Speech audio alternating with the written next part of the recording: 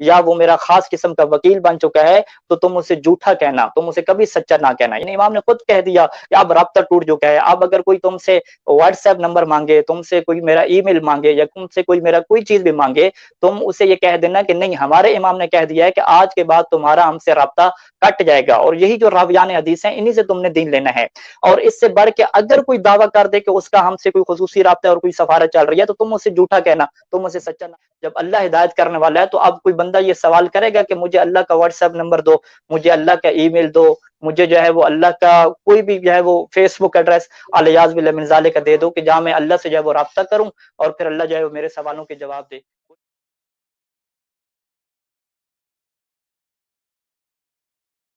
کریں گے اس سوال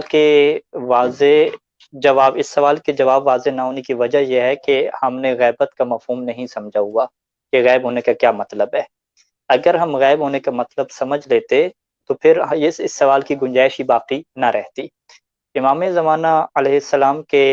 غائب ہونے کا یہ مطلب نہیں ہے کہ وہ اس دنیا سے جو ہے وہ آسمان پہ اٹھا لیے گئے ہیں، جس طرح سے کہ حضرت عیسیٰ علیہ السلام ہیں،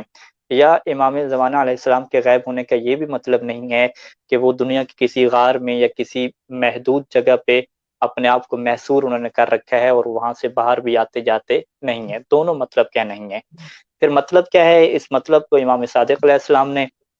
جو ہے وہ لوگوں کے لیے بیان فرمایا تھا کہ ہمارے قائم کی غیبت ایسے ہے کہ جیسے حضرت یوسف نبی کی غیبت تھی، کہ وہ لوگوں کے درمیان میں، بازار میں، گلیوں میں ان کے درمیان چلتے تھے اور لوگوں کو پہچانتے بھی تھے، اپنے بھائیوں کی بھی پہچان رکھتے تھے، لیکن لوگ اور ان کے بھائی انہیں پہچان نہیں کر سکتے تھے، انہیں نہیں پہچان پاتے تھے۔ یعنی اس غیبت کو ہم عربی میں کہتے ہیں غیبت العنوان، کہ فرد موجود ہے آپ کے درمیان میں، وہ شخص آپ کے درمیان میں موجود ہے، چل پھر رہا ہے، آپ کی رہنمائی بھی کر رہا ہے، آپ کا ہاتھ بھی تھام رہا ہے، لیکن فقط آپ اس کا نام نہیں جانتے، اس کا نسب نہیں جانتے، اس کا عنوان نہیں جانتے، اس کی شخصیت کو نہیں جانتے۔ اور اس کو کچھ افراد غیبت الشخصیہ بھی کہتے ہیں، کہ امام کا شخص اور امام کا وجود غائب نہیں ہے، بلکہ ان کا عنوان، ان کا نام، یہ ہم سے غائب ہے۔ اسی وجہ سے جب امام علیہ السلام کی جان کو خطرہ ہوا اور امام علیہ السلام کو اس طرح کی پالیسی اختیار کرنا پڑی کہ اب وہ لوگوں سے اوجل رہیں، اپنا تعارف پیش نہ کریں، تو شروع میں جو ہے وہ باقاعدہ اہل بیت علیہ السلام نے امام کا جو نام ہے، جو ان کا نام اللہ کے رسول کے نام پر ہے، وہ نام لینے سے بھی منع فرما دیا کہ کہیں ایسا نہ ہو کہ امام کے بارے میں کسی کو علم ہو جائے کہ وہ کس طرح سے اپنی جو ہے وہ ہدایت کے نظام کو چلا رہے ہیں۔ تو یہ پہلا مرکزی نقطہ ہے کہ ہم غیبت کو سمجھیں کہ امام کی غیبت کا معنی کیا ہے۔ اب جب ہمارے سامنے یہ واضح ہو گیا کہ امام کا فقط جو عنوان ہے، فقط جو نام ہے، فقط جو ان کا نسب ہے، اس کو ہم نہیں جانتے، امام ہمارے درمیان میں موجود ہیں، اور روایات اہل بیت علیہ السلام کو میں ابھی یہاں پہ پڑھنا نہیں چاہ رہا، اگر پڑھوں تو بات لمبی ہو جائے گی، مختصر اور شستہ جواب کا مجھے کہا گیا ہے کہ یہ روایات موجود ہیں کہ امام علیہ السلام کے جو نائبین ہیں، جو غیبت صغریٰ کے ہیں، انہوں نے فرمایا کہ امام ہر موسم میں حج کے موقع پہ بھی وہاں پہ جاتے ہیں اور وہاں سے مومنین سے ملاقات کرتے ہیں، لیکن لوگ انہیں نہیں پہچان پاتے، وہ لوگوں کو جانتے ہیں۔ اسی طریقے سے جب امام کا ظہور ہوگا اور امام اپنا تعارف پیش کریں گے تو بہت سارے لوگ کہیں گے کہ ہم امام سے مل چکے تھے اور امام علیہ السلام سے فلاں جگہ پہ ہماری ملاقات ہوئی تھی، یا فلاں مسئلے کے بارے میں امام علیہ السلام نے ہماری رہنمائی فرمائی تھی۔ تو یہ بالکل ایسا ہی سسٹم ہے کہ اپنا نام، اپنا کردار اور اپنا نسب، اپنی پہچان کو چھپا کے امت کی ہدایت کے لیے نظام کو چلانا، یہ وہی نظام ہے۔ اور اس نظام کو آج کل کے دور میں ہم بڑے بخوبی اور اچھے طریقے سے سمجھ سکتے ہیں کہ جس طرح سے انٹیلیجنس ادارے ہوتے ہیں، دیگر ادارے ہوتے ہیں، کہ جب وہ اپنے پروجیکٹ کو، کسی چیز کو امت کے اندر، چاہے وہ فساد کی چیز ہو یا ان کی اصلاح کی چیز ہو، اس کو جیسے چلانا چاہتے ہیں تو وہ اپنے بندوں کو جو ہے وہ ان کا تعارف جو ہے وہ مخفی کر دیتے ہیں، وہ چھپا دیتے ہیں۔ بالکل یہی نظام جو ہے وہ امام کی غیبت کا بھی ہے، اور قرآن مجید نے تو واضح کہا ہے کہ وَجَعَلْنَاهُمْ أَئِمَّةً يَهْدُونَ بِأَمْرِنَا وَجَعَلْنَا مِنْهُمْ أَئِمَّةً يَهْدُونَ بِأَمْرِنَا، کہ امام وہ ہوتا ہے کہ جو ہمارے امر سے ہدایت کرتا ہے۔ تو امام کا کام ہی ہدایت کرنا ہے، چاہے وہ ان کا تعارف لوگوں کے سامنے پیش ہو یا لوگوں کے سامنے تعارف پیش نہ ہو۔ اور نہج البلاغہ میں امیر المؤمنین علیہ السلام بھی یہی فرمایا کرتے تھے کہ ہر زمانے میں امام کا ہونا کیا ضروری ہے، اور وہ تو یوں فرماتے تھے کہ لا تخلو الارض من قائم للہ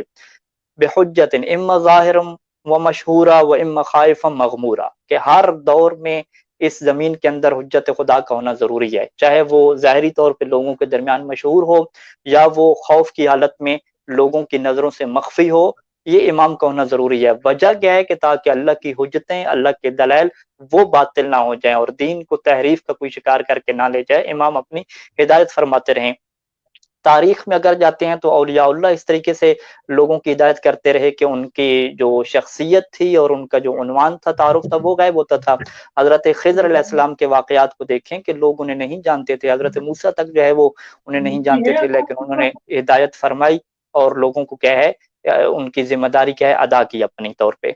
یہ جو ہے وہ کلی طور پہ کیا ہے میں نے آپ کے سامنے کیا ہے باتیں عرض کر دی ہیں۔ اور اس سے بڑھ کے یہ جو سوال ہے وہ خود اللہ کے رسول کی خدمت میں بھی رکھا گیا کہ اگر آپ یہ کہتے ہیں کہ آپ کا قائم غائب ہوگا تو لوگ اس سے کیسے فائدہ اٹھائیں گے، یہی سوال صادق آل محمد کی خدمت میں بھی رکھا گیا، اور یہی سوال خود جب امام زمانہ عجل اللہ فرج شریف غیبت کبریٰ میں جا رہے تو یہی سوال ان کی خدمت میں بھی رکھا گیا۔ یعنی اللہ کے رسول سے لے کر آخری امام تک یہی سوال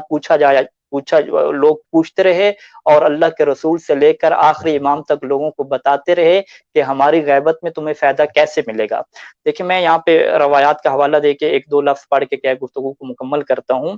کمال الدین میں شیخ صدوق علیہ الرحمہ نے اور دیگر اپنی مالی وغیرہ میں اور علامہ وسیع علیہ الرحمہ نے بھی کیا مختلف جو ہے وہ کتب سے اس روایت کو نقل فرمایا ہے کہ جابر بن عبداللہ الانصاری جو رسول خدا کے صحابی ہیں، کہ جب یہ آیت نازل ہوتی ہے کہ اللہ کی اطاعت کرو اور رسول کی اطاعت کرو اور اولی الامر کی اطاعت کرو، اور وہ اللہ کے رسول کی خدمت میں جاتا ہے اور سوال کرتا ہے کہ اللہ کے رسول یہ اللہ کا تو ہمیں پتہ ہے کہ کون ہے، اللہ کے رسول کو بھی ہم نے پہچان لیا، فمن اولو الامر الذین قارن اللہ طاعتهم بطاعتک، کہ وہ اولی الامر کون ہیں کہ جن کی اطاعت کو اللہ نے آپ کی اطاعت کے ساتھ جوڑ دیا ہے۔ تو وہاں پہ پھر اللہ کے رسول نے اپنے خلفاء کا تعارف کروانا پیش کیا اور کہا کہ اولہم علی بن ابی طالب ثم الحسن ثم الحسین ثم علی بن الحسین ثم محمد بن علی، اور اس کے بعد پھر فرمایا کہ اے جابر یہ جو میرا جانشین ہے، یہ جو میرا ولی ہے امام محمد باقر علیہ السلام، اے جابر تو جب تم اس سے ملنا تو میری طرف سے اسے سلام کہنا۔ پھر فرمایا کہ پھر صادق ہیں، پھر موسیٰ بن جعفر ہیں، پھر علی بن موسیٰ ہیں، پھر محمد بن علی ہیں، پھر علی بن محمد ہیں، ثم الحسن بن علی ثم سمیی و کنیت حجت اللہ فی ارضہ و بقیتہ فی عبادی ابن الحسن ابن علی۔ پھر فرمایا کہ وہ آخری حجت ہیں جو امام حسن عسکری علیہ السلام کے بیٹے ہوں گے۔ اور پھر فرمایا کہ اللہ جو ہے وہ کیا کرے گا، یغیب عن شیعتہ و اولیائہ غیبتاً، کہ اللہ ان کو جو ہے وہ اپنی اولیاء سے اور اپنی شیعوں سے جو ہے وہ پردہ غیبت میں رکھے گا۔ اب جابر نے فوراً یہاں پہ سوال کیا، قال جابر فقلت له یا رسول اللہ فهل يقع لشیعته الانتفاع به فی غیبته، کہ اے اللہ کے رسول آپ تو یہ بیان فرما رہے ہیں کہ جب آپ کا آخری قائم آئے گا، آپ کی آخری حجت آئے گی، وہ پردہ غیبت میں چلی جائے گی، تو مجھے ایک سوال کا جواب دیجئے کہ هل يقع لشیعته الانتفاع به فی غیبته، کہ جب یہ آخری حجت غیبت میں ہے تو کیا ان کے شیعوں کو کوئی فائدہ اس کی وجہ سے پہنچے گا؟ یعنی بالکل یہی سوال کہ جو 1400 سال بعد جو ہے وہ ایک مسلمان اٹھا رہا ہے کہ آخر امام کی غیبت کا ہمیں کیا فائدہ، یہی سوال جابر نے رسول کی خدمت میں اٹھا دیا تھا، اور اللہ کے رسول نے اس کا انتہائی خوبصورت جواب دیا تھا، اور ایسا جواب کہ تعبیرات کے ذریعے سے، مثالوں کے ذریعے سے اس کی عقل کے قریب کر دیا تھا کہ اب رہتی دنیا تک اس مثال پہ ہر کوئی غور و فکر کرتا جائے گا اور اسے اس سوال کا جواب ملتا جائے گا۔ اللہ کے رسول نے فرمایا اے والذی بعثنی بالنبوہ، بالکل شیعوں کو فائدہ پہنچے گا، والذی بعثنی بالنبوہ، اس ذات کی قسم جس نے مجھے نبی بنا کے بھیجا ہے، انہم یستضیئون بنورہ وینتفعون بولایتہ فی غیبتہ کانتفاع الناس بالشمس وان تجلی لہا سحاب، کہ بالکل مجھے اس ذات کی قسم جس نے مجھے نبی بنا کے بھیجا ہے، یہ شیعہ امام کے نور سے استفادہ کریں گے، ان کے نور سے نور لیں گے، ان کی ولایت سے فائدہ لیں گے، ایسے ہی یہ فائدہ لینا امام کی غیبت میں کہ جس طرح سے لوگ اس سورج سے بھی فائدہ اٹھاتے ہیں کہ جس سورج کے سامنے بادل آ چکے ہوتے ہیں، اب بادل آنے کے بعد بھی جو سورج اپنے فوائد رکھتا ہے اسی طرح کے کیا فائدے ہیں۔ یعنی یہ نہیں ہے کہ بالکل فائدے ہی ختم ہو گئے، ہاں فوائد ہیں، اگرچہ وہ فوائد کیا تھوڑے ہیں، وہ اتنے زیادہ نہیں ہیں، لیکن وہ بالکل اسی طرح کے فوائد ہیں کہ جس طرح سے سورج بادلوں کی اوٹ میں چلا جائے تو پھر بھی اس سورج کا فائدہ باقی رہتا ہے، دنیا تاریک نہیں ہو جاتی، سب کچھ ختم نہیں ہو جاتا، اسی طرح سے جب امام غیبت میں چلے گئے تو سب کچھ ختم نہیں ہو جائے گا۔ اور یہ تاریخ میں ہوتا رہا، حضرت موسیٰ علیہ السلام کی مثال ہمارے سامنے ہے، بلکہ ان کے تو ولی حضرت ہارون موجود تھے۔ جب شعب ابی طالب میں جو ہے جب انحصار ہوتا ہے، اللہ کے رسول اور ان کے ساتھ مولا علی علیہ السلام سب کے سب 3 سال یا 5 سال محصور ہو کے رہ جاتے ہیں۔ ہمارے اہل بیت علیہ السلام قید خانوں میں محصور ہو کے رہ جاتے ہیں، لوگوں کی ملاقات سے کٹ جاتے ہیں، تو کیا ان کی جو ہے وہ فائدہ نہیں ہوتا تھا؟ کیا ان کی امت کو فائدہ نہیں ہوتا تھا؟ چاہے وہ 1 سال کے لیے لوگوں سے غائب ہونا ہو، 2 سال کے لیے، 10 سال کے لیے، 5 سال کے لیے، چاہے 10 دن کے لیے بھی لوگوں کی نظروں سے اوجھل ہونا ہو، پھر بھی ان کا فائدہ رہتا ہے۔ یہ ہم نہیں کہہ سکتے کہ بالکل بات ہی کیا ختم ہو گئی۔ اور اسی بات کو امام صادق علیہ السلام نے بیان فرمایا، اور لوگوں نے جب یہ سوال کیا، اور اس روایت میں سوال کرنے والا جو ہے وہ جناب سلیمان ہے، سلیمان کراویہ، اس نے جب اللہ کے جو ہے وہ رسول کے وسیع چھٹے امام سے یہ سوال کیا تھا کہ پھر ایسے امام کا کیا فائدہ کہ جو پردہ غیبت میں ہے، یعنی قال سلیمان فقلت للصادق علیہ السلام، یعنی یہ روایت بھی جو ہے وہ الامالی میں شیخ صدوق علیہ الرحمہ نے، اور کمال الدین والنعمہ میں بھی شیخ صدوق علیہ الرحمہ نے اس روایت کو نقل کیا ہے کہ جب سلیمان یہ سوال کرتا ہے کہ فَكَيْفَ يَنْتَفِعُ النَّاسُ بِالْحُجَّةِ الْغَائِبِ الْمَسْتُورِ، کہ لوگ اس امام سے کیسے فائدہ اٹھائیں گے کہ جو حجت ہے، غائب ہے، اور پردے میں چھپی ہوئی ہے۔ تو امام نے بھی یہی تعبیر استعمال فرمائی جو اللہ کے رسول نے بیان فرمائی تھی کہ کما ينتفعون بالشمس اذا سطرها السحاب، کہ جیسے لوگ اس سورج سے فائدہ اٹھا لیتے ہیں کہ جو بادلوں کی اوٹ میں چلا جاتا ہے۔ اور پھر خود آخری امام نے بھی جب آخری توقیع لکھی کہ دیکھو آج کے بعد مجھ سے تمہارا رابطہ ٹوٹ جائے گا، پھر جو بھی یہ دعویٰ کرے کہ وہ میری طرف سے تمہارے تک کوئی پیغام لا رہا ہے، یا میرا وہ سفیر بن چکا ہے، یا وہ میرا خاص قسم کا وکیل بن چکا ہے، تو تم اسے جھوٹا کہنا، تم اسے کبھی سچا نہ کہنا۔ یعنی امام نے خود کہہ دیا کہ اب رابطہ ٹوٹ چکا ہے، اب اگر کوئی تم سے واٹس ایپ نمبر مانگے، تم سے کوئی میرا ای میل مانگے، یا تم سے کوئی میرا کوئی چیز بھی مانگے، تم اسے یہ کہہ دینا کہ نہیں، ہمارے امام نے کہہ دیا ہے کہ آج کے بعد تمہارا ہم سے رابطہ کٹ جائے گا، اور یہی جو راویان حدیث ہیں انہی سے تم نے دین لینا ہے۔ اور اس سے بڑھ کے اگر کوئی دعویٰ کر دے کہ اس کا ہم سے کوئی خصوصی رابطہ اور کوئی سفارت چل رہی ہے، تو تم اسے جھوٹا کہنا، تم اسے سچا نہ کہنا۔ پھر امام نے یہاں پہ فرمایا کہ اما وجہ الانتفاع فی غیبتی، کہ جب میں پردہ غیبت میں جا رہا ہوں تو اب فائدہ کیسے شیعہ اٹھائیں گے؟ یہاں پر بھی اللہ کے رسول کے آخری جانشین نے وہی کلمہ استعمال کیا جو اللہ کے رسول نے استعمال فرمایا تھا کہ کل انتفاع بالشمس اذا غیبها عن الابصار، کہ یہ فائدہ اٹھانا ایسے ہے کہ جیسے سورج سے فائدہ اٹھایا جاتا ہے کہ جب وہ نظروں سے